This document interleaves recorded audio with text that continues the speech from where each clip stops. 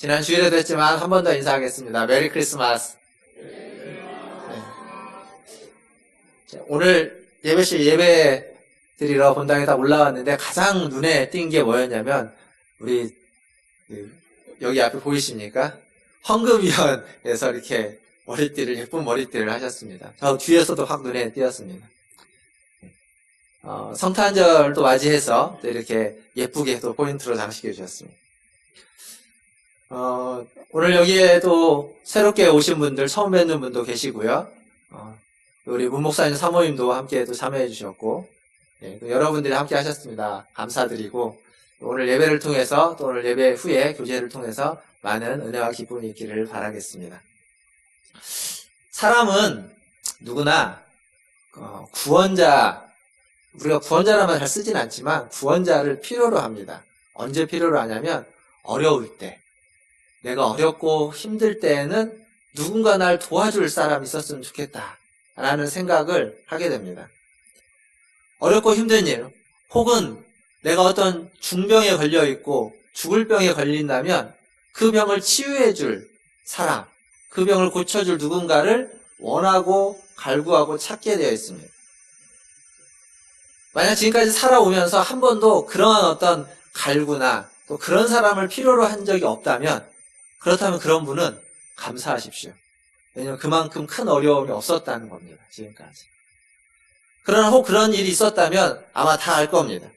얼만큼 힘들고 어려웠지, 그리고 그런 사람을 찾지만 찾기가 쉽지 않다라는 것. 그런 사람을 기다리지만, 그런 구원자를, 우리를 건져줄 사람, 메시아를 갈구하지만 그런 메시아를, 그런 구원자를 찾기가 그렇게 쉽지 않다는 걸 알고 있습니다. 그럼에도 불구하고 그가 오면, 그런 사람을 만나면, 누군가 그런 사람을 알려주면, 그런 사람을 찾으면 뭔가 달라질 거라는 기대를 우리는 버리지 않고 있습니다. 아마 지금도 그럴 겁니다. 지금도 몸이 아프고 혹은 어떤 어려움이 있고, 가정의 어려움, 자녀들의 어려움, 개인적인 고난들, 고통들, 근심들 있으면 그 문제를 해결해 줄 누군가가 오면, 어떤 사람을 만나면 그 문제가 해결되지 않을까라는 기대함과 소망을 가지고 우리는 살아가고 있습니다. 성경에 오늘 우리가 읽었던 본문에 등장하고 있는 예수님, 그분은 메시아로 이 땅에 오셨습니다. 근데 그 메시아를 가장 간절히 기다리던 사람들이 있습니다. 유대인들입니다. 유대인들은 민족성 자체가 메시아를 기다리는 민족, 한두 해 기다리거나 한 세대, 두 세대 기다린 것이 아니라 그들의 민족의 정체性, 수세기 동안 그들은 메시아를 기다렸습니다. 그리고 드디어 메시아이신 예수님이 오셨습니다. 기다리는 사람이 있고, 그리고 기다리는 그 대상이 오셨고, 그들이 둘이 만나면 어떤 마음이 들까요? 제가 어제 우연히 무슨 영상을 봤는데, 맹인들을, 눈이 안 보이는 맹인들을 안내하는 안내견인데, 한 10년 정도 그 일을 하고 그 안내견이 병에 걸렸습니다. 그래서 더 이상 종양에 걸려서 더 이상 그 일을 못해요. 근데 이제 그 일을 못하다 보니까 누군가 이 안내견을 케어해 줄 사람이 없는 거예요. 그래서 어떻게 할까 하다가 이 안내견이 안내견 일을 시작하기 전에 아주 어렸을 때, 애기였을 때죠. 1살, 2살 때, 그때 그 안내견을 키워줬던 사람을 수소문을 해서 그 사람을 찾아서 그들에게 혹시 이 안내견을 맡아줄 수 있냐라고 부탁을 하니까 10년이 지났는데 그분들이 이렇게 오케이를 했습니다. 그래서 데리고 오라고. 그래서 그 안내견을 데리고 차를 타고 거기를 갑니다, 집을. 근데 마지막에 이제 그 장면이 나오는데 그 안내견이 10년이 지났습니다. 10년 전에 아주 아기 때, 1살 때 있었던 그 집에 갔는데 그 집 근처를 가자 얘가 꼬리를 치면서, 그리고 저기 앞에 자기를 키워줬던 사람이 보이자 막 달려갑니다. 알고 있는 거죠. 그리고 그 집 구석구석을 다 압니다. 마치 오랫동안 거기 살았던 것처럼. 그러니까 기다리는 사람을 만나면 그렇게 되는 겁니다. 보고 싶은 사람을 만나면 그렇게 되는 겁니다. 강아지도 그런데, 개도 그런데, 사람은 더 그렇겠죠. 그런데 오늘 희한하게도 성경에서 유대인들은 오랫동안 메시아를 기다렸는데, 그리고 기다리던 메시아가 왔는데 그들은 메시아를 어떻게 했죠? 죽였습니다. 그들은 메시아를 십자가에 못 박아 버렸습니다. 왜 그랬을까요? 분명히 자기도 기다렸고, 자기의 부모도 기다렸고, 부모의 부모도 기다렸고, 조상적으로 계속 기다려오고 있고, 예배를 드릴 때마다, 제사를 지낼 때마다 그들의 종교 안에서 메시아는 가장 중요한 존재로서 기다리고 소망하는 자였는데, 정작 메시아가 왔을 때 그 메시아를 십자가에 달려 죽게 만들어버렸습니다. 그것은 그들이 기다렸던, 기대했던 메시아와 실제로 온 메시아인 예수님이 달랐기 때문입니다. 왜 달랐을까요? 그들은 어떤 메시아를 기다렸냐면 마치 우리가 사업이 어렵고 몸이 아프면 우리를 고쳐줄 의사 같은 메시아, 우리의 사업을 이렇게 탄탄대로로 만들어줄 컨설팅을 잘하는 그런 메시아를 그들은 기다리고 있었던 겁니다. 그들이 기다렸던 메시아는 그런 메시아였는데 오신 메시아는, 하나님이 보내주신 메시아는 그런 메시아가 아니었습니다. 그러자 그들은 그 메시아를 서슴없이 죽여버리고 말았던 거죠. 여러분은 어떤 메시아를 기다리고 계십니까? 여러분은 어떤 구원자를 필요로 하고 계십니까? 하나님이 보내주시는 메시아가 혹 여러분이 기대하고 여러분의 필요를 채워주는 분, 채우기를 원하시는 그분과 다르다면 어떻게 하시겠습니까? 오늘 성탄절에 도대체 아기 예수로 오신 이 예수님은 왜 오셨는지, 어떤 분으로 오셨는지, 무엇을 위해서 오셨는지 우리가 다 들었고 알고 있지만 한 번 더 생각해 보고자 합니다. 성경에서는 예수님이 이 땅에 오신 이유를 아주 곳곳에서 여러 군데에서 설명해 주고 있습니다. 오늘 우리가 읽었던 본문도 그 중에 하나입니다. 특히 이 본문은 예수님이 공생애라는 것을 시작하면서 가장 먼저 하신 말씀, 그 선지자 이사야의 글을 통해서 가장 먼저 하신 말씀이기도 합니다. 18절과 19절을 같이 한번 읽어보도록 하겠습니다. 18절과 19절입니다. 같이 18절, 19절 이어서 읽겠습니다. 시작. 주의 성령이 내게 임하셨으니 이는 가난한 자에게 복음을 전하게 하시려고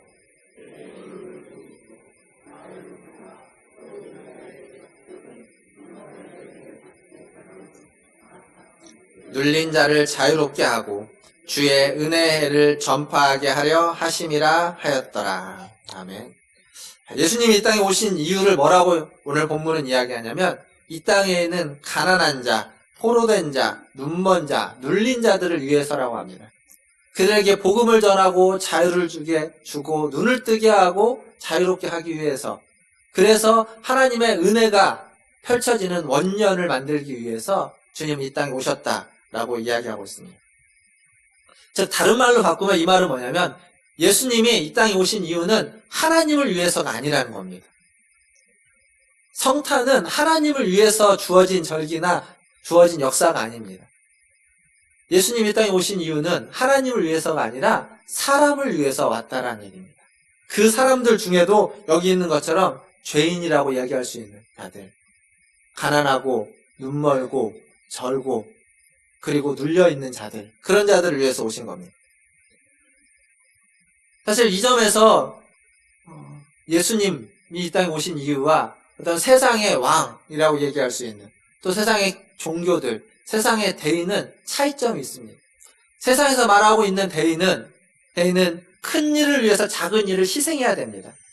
큰 자를 위해서 작은 자를 희생하라고 이야기합니다.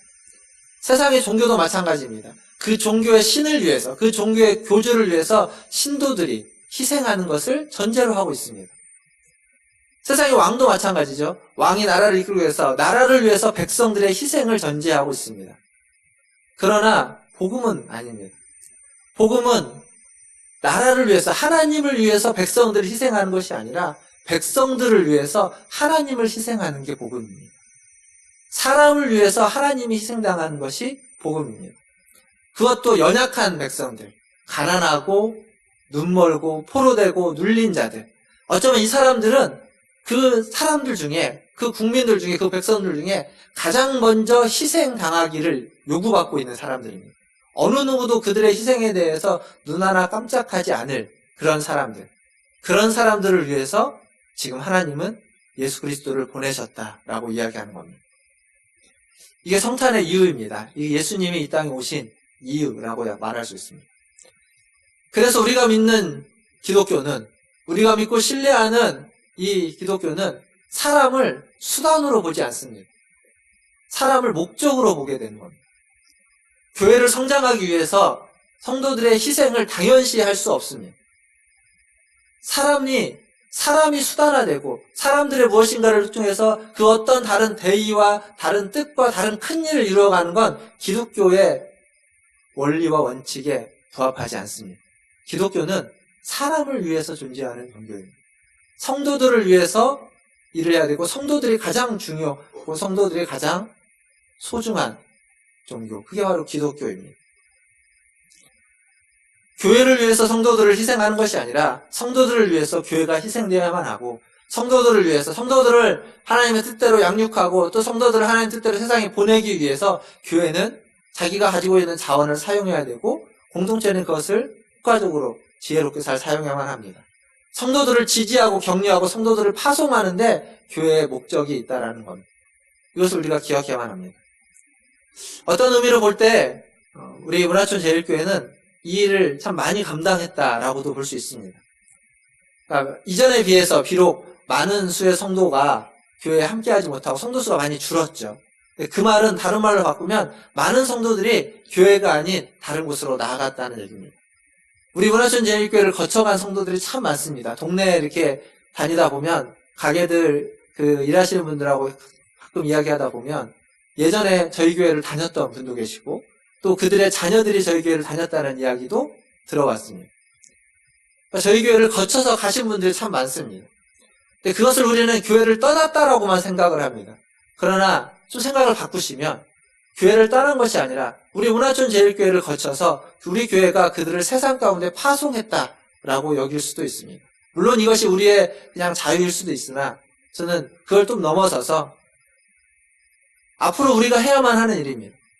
교회가 해야만 하는 일은 교회로 사람을 모으는 것으로 끝이 아니라 교회에 사람이 모여서 우리 교회를 거쳐서 세상 가운데로 많은 사람들이 흩어져 가고 파송되어져 가는 일.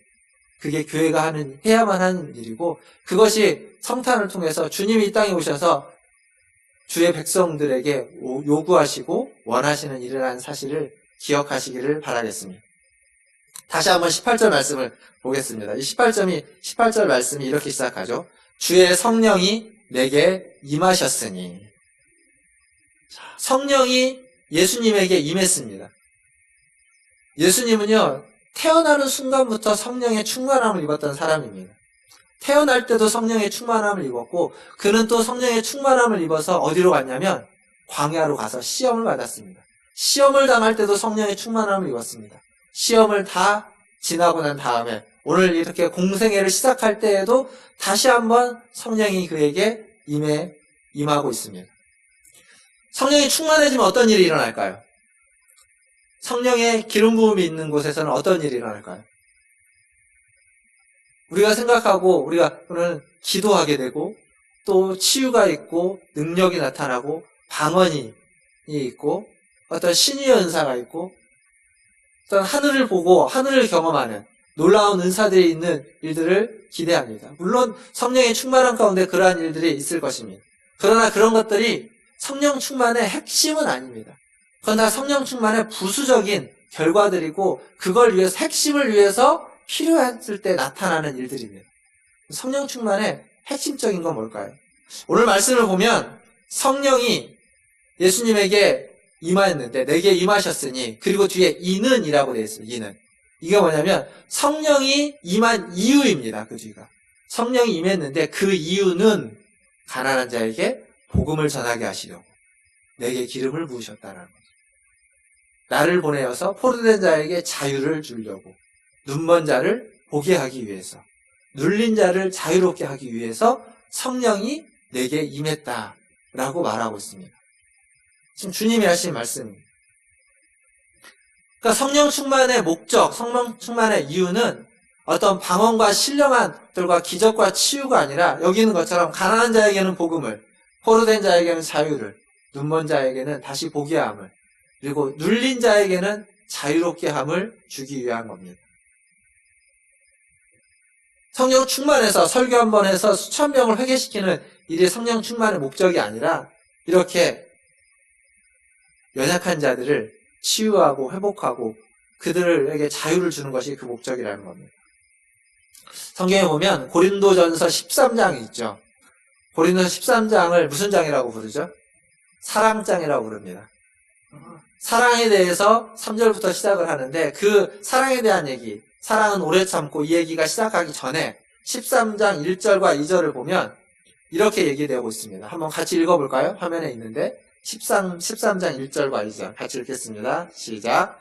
내가 사람의 방언과 천사의 말을 할지라도 사랑이 없으면 소리나는 구리와 울리는 꽹과리가 되고 내가 예언하는 능력이 있어 모든 비밀과 모든 지식을 알고 또 산을 옮길 만한 모든 믿음이 있을지라도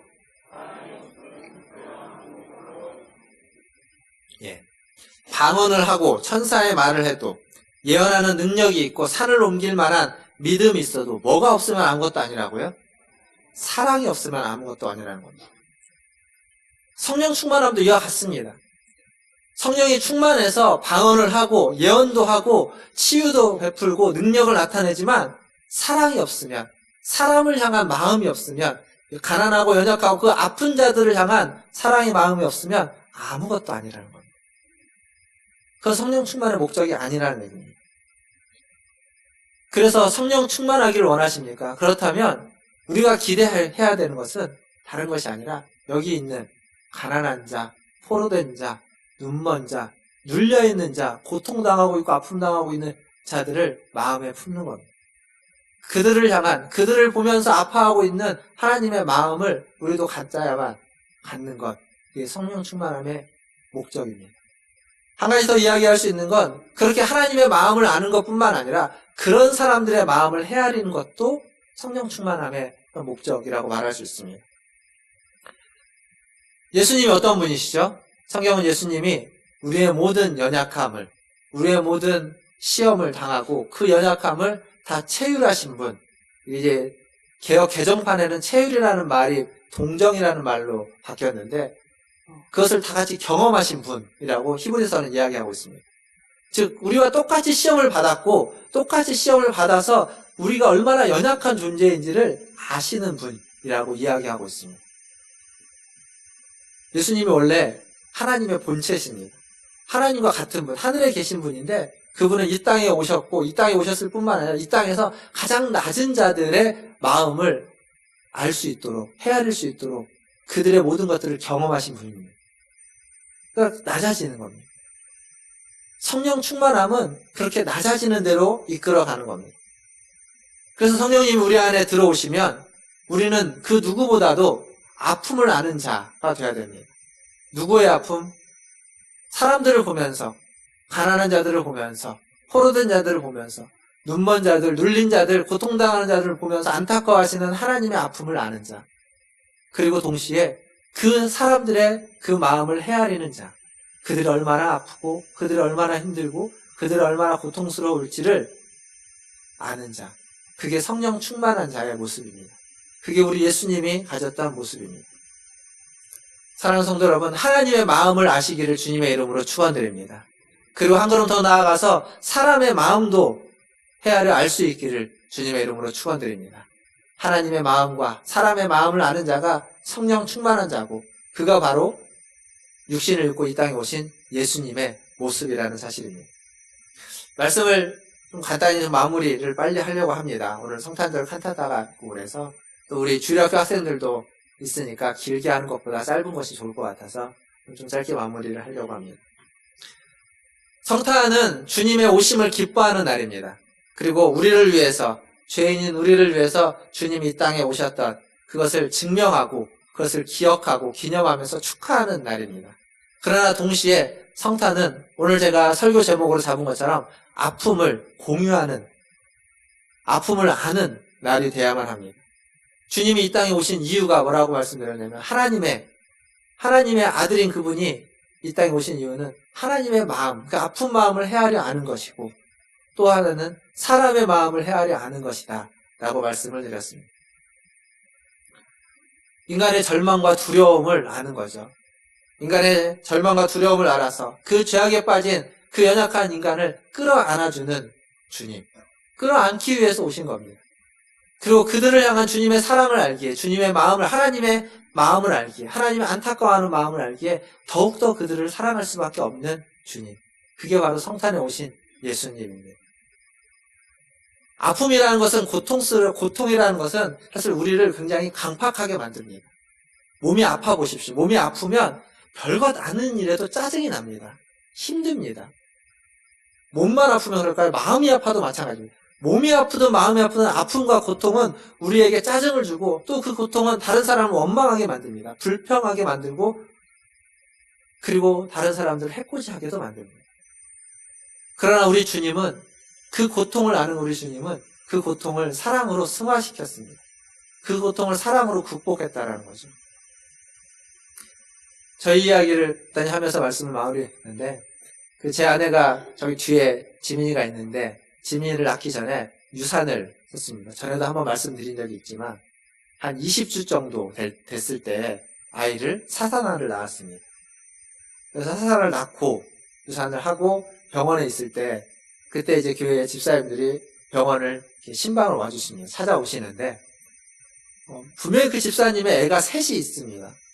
애 셋을 잘 낳아서 잘 키우고 계셨는데 오셔서 하시는 말씀이 뭐였냐면 유산의 경험을 이야기해 주십니다. 몰랐죠. 얘기를 안 하셨으니까. 근데 그런 분이 한두 분이 아니셨습니다. 여러 분이 오셔서 같은 이야기를 해주셨습니다. 유산을 해본 사람이 유산한 사람의 마음을 가장 잘 알겠죠. 그래서 유산을 안 해본 사람의 말보다는 그 경험을 가졌던 그분들의 말이 더 큰 위로가 되는 것 같습니다. 자식을 잃어본 사람이 자식을 잃는 사람의 심정을 헤아려 아는 겁니다. 버림받아 본 사람이 버림받은 자들의 마음을 헤아려 알 수 있습니다. 최근에 그 국회에서 민식이법이라는 법이 통과됐는데 그게 이제 그 스쿨존 지역에서 아이들을 좀 더 보호하기 위해서 그전에 처벌이 너무 약하니까 좀 강화하는 법이라고 알고 있습니다. 근데 그 법이 생긴다고 해서 사고가 안 일어나는 것도 아닙니다. 그 법이 생긴다고 해서 문제가 해결되지 않습니다. 그러나 그 법을 주도했던 사람들은 그 민식이를 잃은 그 부모들과 그 유사한 사례의 부모들이었습니다. 자기들과 상관이 없습니다. 자기들 아이는 이미 민식이는 이미 하늘나라 갔기 때문에 상관이 없지만 그 아픔을 알기 때문에 다른 사람의 자녀라도 다른 자녀들이라도 그러한 일을 겪지 않도록 그 법이 그것을 보호해주는 건 아니지만 그럼에도 불구하고 그거 하나 있으면 조금이라도 더 나아질까봐 그들이 눈물을 흘리며 애원하면서 노력을 해서 법이 통과된 겁니다. 고통을 아는 거죠. 다른 사람, 내 고통을 다른 사람에게도 전가시켜주지 않기 위해서 그 고통을 알기에 어떻게든지 노력을 해서 조금 더 지켜내려고 하는 겁니다. 고통을 아는, 아픔을 아는 예수님이 이 땅에 오셨습니다. 이 땅에 오셔서 우리들의 고통과 아픔을 알고 계십니다. 그리고 그것을 사랑으로 승화해서 사랑이 되셨습니다. 십자가에 달려 죽으신 것은 바로 그 고통을 사랑으로 승화시킨 겁니다. 사랑하는 성도 여러분, 2019년 마지막 며칠 안 남았죠. 이 성탄절에 주님의 오심을 기억하고 주님의 나심을 기억하고 그리고 주님이 겪으셨던 그 고통과 아픔을 또한 기억하면서 우리도 하나님의 마음을 헤아려 알고 그리고 사람의 마음을 헤아려 아는 주님이 오신 그 이유와 목적을 기억하고 그것을 따라 살아가는 주님의 자녀로서 주님의 백성으로서 살아가시는 저와 여러분 다 되시기를 주님의 이름으로 축원드립니다. 기도하겠습니다.